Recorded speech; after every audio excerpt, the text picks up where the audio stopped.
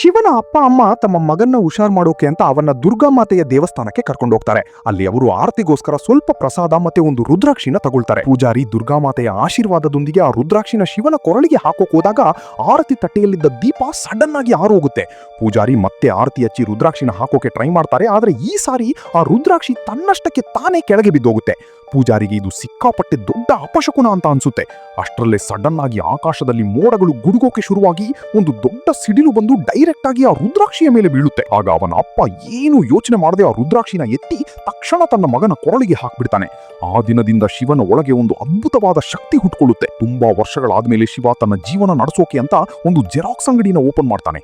ಒಂದು ದಿನ ರಾತ್ರಿ ಸಡನ್ ಆಗಿ ಅವನ ಜೆರಾಕ್ಸ್ ಮಷೀನ್ ಇಂದ ತನ್ನಷ್ಟಕ್ಕೆ ತಾನೇ ತುಂಬಾ ಪೇಪರ್ಗಳು ಆಚೆ ಬರೋಕೆ ಶುರುವಾಗುತ್ತೆ. ಇದನ್ನು ನೋಡಿ ಅವನು ಶಾಕ್ ಆಗಿ ಮಷೀನ್ ಆಫ್ ಮಾಡೋಕೆ ಅಂತ ಹೋದಾಗ ಅವನ ಕೊರಳಲ್ಲಿದ್ದ ರುದ್ರಾಕ್ಷಿ ಆ ಮಷೀನ್ಗೆ ಟಚ್ ಆಗೋಗುತ್ತೆ. ಅದೇ ಕ್ಷಣದಲ್ಲಿ ಒಂದು ಅದೃಶ್ಯ ಶಕ್ತಿ ಎಚ್ಚರಗೊಂಡು ಸುತ್ತಮುತ್ತಲಿನ ವಾತಾವರಣ ಬದಲಾಗೋಕೆ ಶುರುವಾಗುತ್ತೆ.